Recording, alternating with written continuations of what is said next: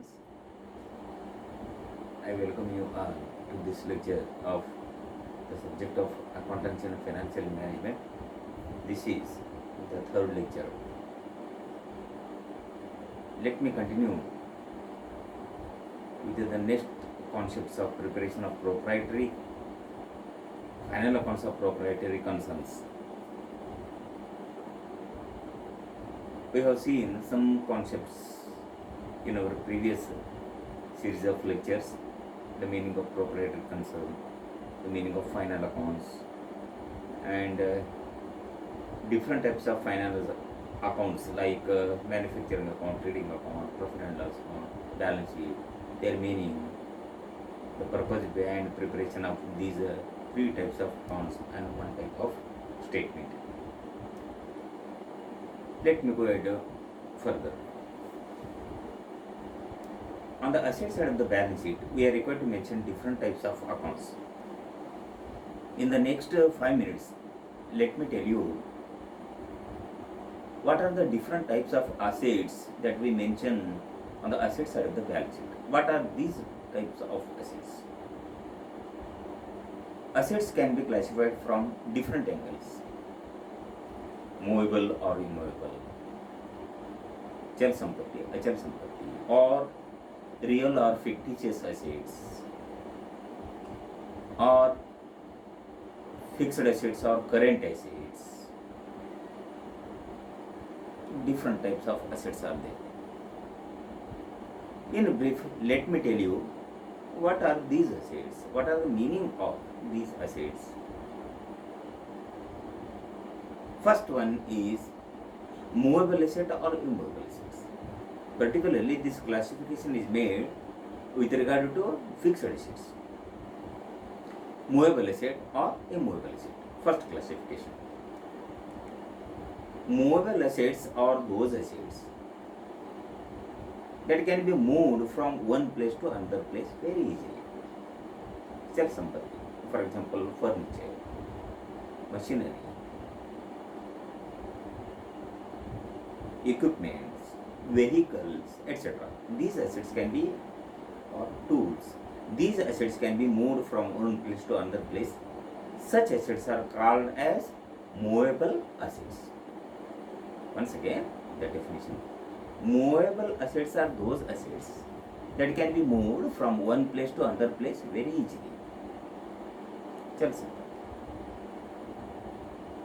What are the meanings of immovable assets? Achal sampatti.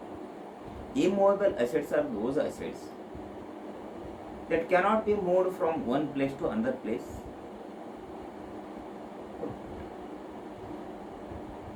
These assets are impossible to be moved from one place to another place. They are fixed. They cannot be shifted.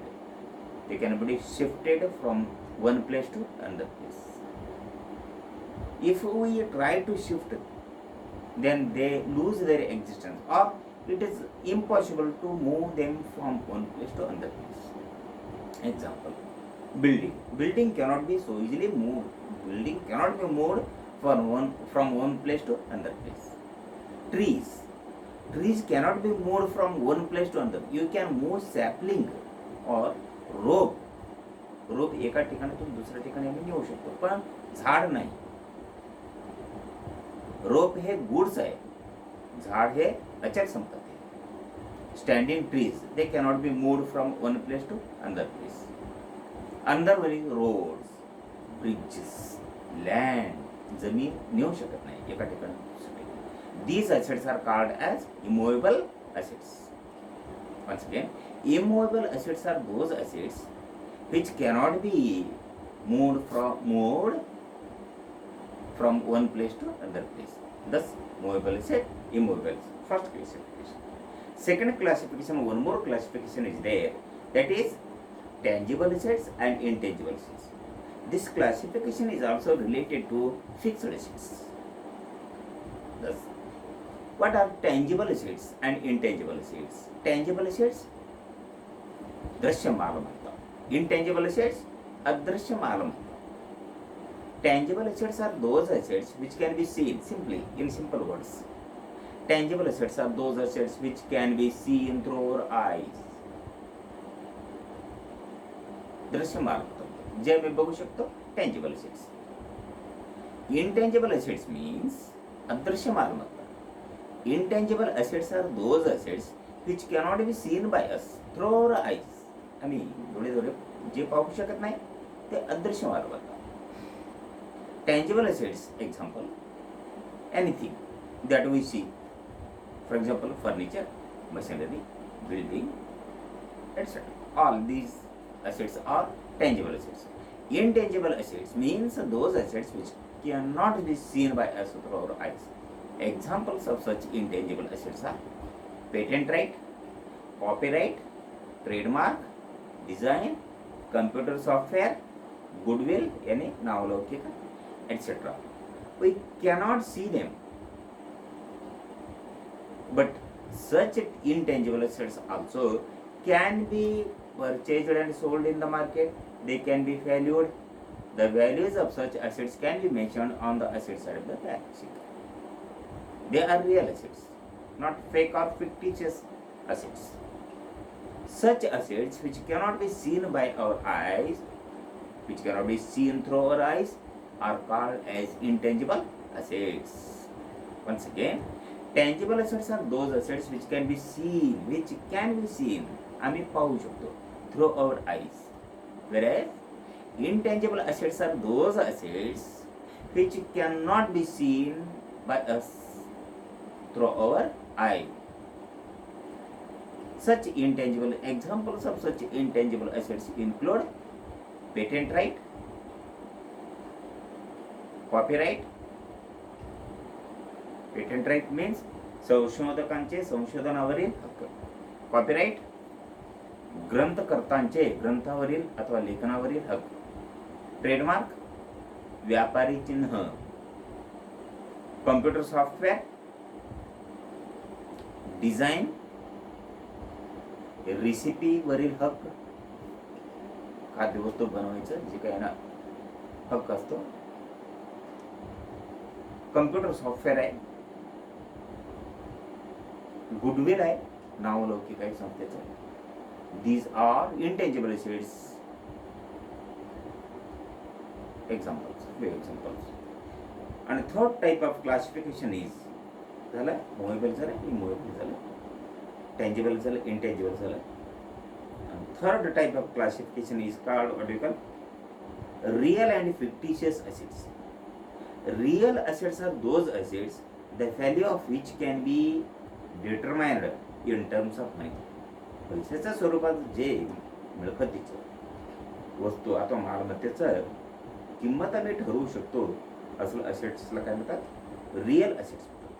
Real assets are those assets which can be valued in terms of money. They can be bought and sold. Their valuation can be, their market value can be determined by us. Such assets are called as what we call real assets. Another asset that is fictitious or fake assets. Fictitious or fake assets अथवा खोटा asset. Fictitious or fake assets are those assets which have no value at all. The values of such assets cannot be determined. They cannot be purchased and sold in the market. They cannot be purchased and sold in the market. Such assets are mentioned on the asset side of the balance sheet just for the purpose of accounting adjustment. So these are called as what we call real asset, fictitious asset, tangible assets, intangible assets, movable assets, immovable assets. These are some of the classification. Another type of assets is there, that is current assets and fixed assets. Assets can also be classified as fixed assets and current assets. Fixed assets, स्थावर मालमत्ता. Fixed assets are those assets in which long-term capital or fixed capital has been invested. Fixed assets are those assets in which long-term capital or fixed capital has been invested. Or another definition is that fixed assets are those assets which can be used by us for a number of years. for a number, for example 5 years, 10 years, we can use them. For example, if we purchase a particular furniture, it can be used by us 5 to 10 years or even for a longer period. Such assets are called as fixed assets. Once again, the definition of fixed assets. Fixed assets are those assets in which long-term capital, long-term capital or fixed capital has been invested. Another definition is that fixed assets are those assets which can be used by us for a long period of time, maybe for 5 or 10 or 15 or 20 years. These are called as what we call fixed assets. On fixed assets, we calculate and provide depreciation at a specific percentage of something like that. So, for example, on furniture, machinery, building, we calculate and deduct depreciation every year. We do not calculate a depreciation on land, that is zameen, because land or zameen is not a depreciable asset. Only we calculate depreciation on those assets, those fixed assets which have been created by us, which have been produced by us. For example, machinery, building, furniture, equipments, vehicles, etc. On such assets we calculate depreciation. These are called as fixed assets. Next one is current assets. Chalti malmatta. What are current assets then? Current assets are those assets which are used for day-to-day working. Another definition: if we use a particular asset for day-to-day working, such assets are called as current assets. Such assets change their form and swarup and amount frequently, varamvar. So, for example, I have for the time being cash. After some days, I purchase raw material. Raw material is converted into work in progress. अर्धवट तयार झालेले वस्तू. Thereafter, it is converted into finished goods. Thereafter, it is sold to on credit basis to our customers. Then it becomes sundry debtors. Thereafter, we get a bill from them. We receive bill from them. Bills receivable. Thereafter, it is discounted. Once again, it becomes cash at bank. Thereafter, cash in hand. Thus, different types of current assets are cash in hand, raw materials, work in progress, finished goods, sundry debtors, bills receivable, once again cash, and so on. This cycle is called as what we call cycle of working capital. This is called as what we call cycle of working capital. Cash, then raw material, then work in progress, finished goods, sundry debtors, bills receivable, once again cash, and so on, so forth. This cycle is called as cycle of working capital. So, what are current assets? Current assets are those assets in which working capital is invested. Current assets are those assets which are required or which are used for day-to-day working. The amount of current assets changes every now and then. For example, today I might have 1 lakh rupees capital. Thereafter, I purchase raw materials worth rupees 75,000. Cash has come down to 25,000 and the raw material has become 75,000 rupees. So the amount of each current assets go on changing frequently. Varam changes.